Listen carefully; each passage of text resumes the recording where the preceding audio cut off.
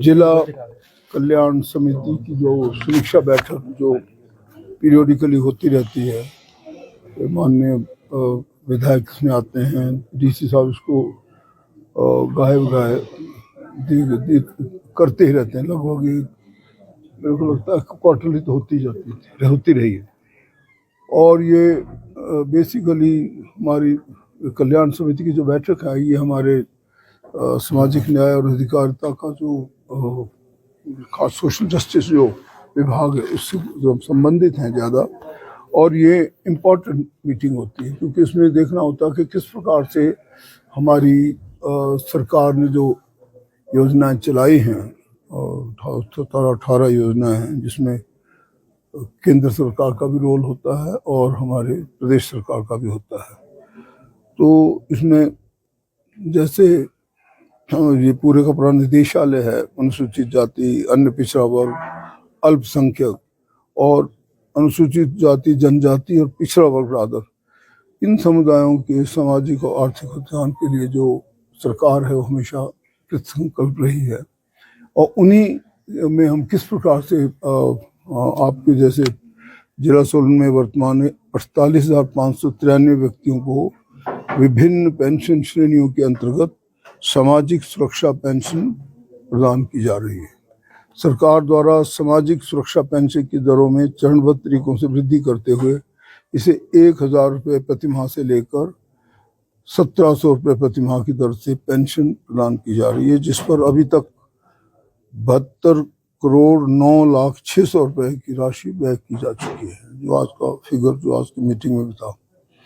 इसके अलावा दिव्यांगजन बच्चों को शिक्षा ग्रहण करने के लिए प्रोत्साहित करने और वित्तीय सहायता प्रदान करने के उद्देश्य से ऐसे विकलांग छात्रों का अभी तक तकरीबन 7,73,687 रुपये की छात्रवृत्ति और लगभग 79 दिव्यांगजनों को दी जा चुकी है। These are figure, you can make a note of it. विभाग की गृह निर्माण अनुदान योजना के अंतर्गत अनुसूचित जाति, अनुसूचित जनजाति और अन्य पिछड़ा वर्ग के व्यक्तियों जिनकी वार्षिक आय 50,000 रुपये से कम हो, जिनके नाम राजस्व रिकॉर्ड में मकान बनाने हेतु भूमि उपलब्ध हो और जिनके पास मकान ना हो, उनको मकान निर्माण के लिए 1,50,000 रुपये का अनुदान दिया जाता रहा है। इस योजना के अंतर्गत विभाग द्वारा जिला सोलन को 133 मामलों का लक्ष्य दिया गया था, जिसमें 119 जनजाति, 7 अन्य पिछड़ा वर्ग और 7 दूसरे मामले शामिल हैं, जिस पर कुल 1,99,50,000 की राशि व्यय की जाएगी। This is futuristic. मैं इसलिए दे रहा हूँ आप लोगों को मेकिंग नोट ऑल्सो कि सरकार इस प्रकार के जो हमारे मामले से इसलिए भी ज़्यादा संवेदनशील है कि आपने देखा कि रिसेंट जो हमारी त्रासदी हुई, इसमें बहुत से लोगों के मकान नष्ट हुए हैं। और मैं आपको बता देना चाहता हूँ कि आज भी ये बात चल रही थी कि बहुत से लोगों ने के घर नष्ट हो गए। मैं तो यहाँ जब मैं सामने खड़ा था तो देखा कि उनके लगभग 55 से 60 घर तो एक ही क्षेत्र में नष्ट हो गए। इसी प्रकार आपने देखा यहाँ सोलन में हमारे शांतिबाई के इलाके में बहुत घर नुकसान हुए। तो ये एक नीति बनाई गई जिसमें माननीय मुख्यमंत्री महोदय ने कहा कि ये 1 या 1.5 लाख से काम बनने वाला नहीं है, हम ऐसे मामलों में 7 लाख रुपए कम से कम देंगे। और वो चीज़ सब लोगों ने अप्रिशिएट भी की कि चलो कम से कम 7 लाख रुपए से कुछ तो मकान बनाने की प्रक्रिया शुरू हो जाएगी। मैं जानता हूँ कि आजकल बहुत ज़्यादा वो है, महंगाई का समय है, फिर भी कुछ ना कुछ जो सरकार समझ सकती थी उन्होंने किया।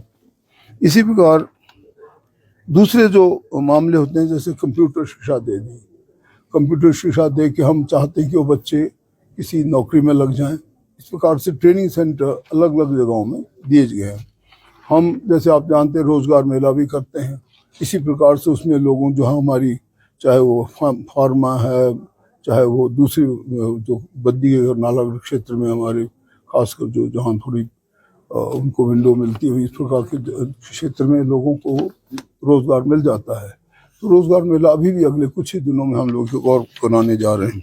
इस प्रकार से जो आज की हमारी मीटिंग थी वो बेसिकली यही थी कि किस प्रकार से सरकार ने जो पैसा दिया या जो आगे की हमारी योजनाएं हैं उनको हम किस प्रकार से ज़मीन पर लाएं ताकि जिन लोगों को इसका फ़ायदा मिलना चाहिए उनको मिले और किसी प्रकार की टेक्निकल हिच या कोई और एडमिनिस्ट्रेटिव हैसल जो उनको दूर किया जाए। यही रियली स्पीकिंग इस समीक्षा मीटिंग का विशेष उद्देश्य रहा। यानी क्वेश्चन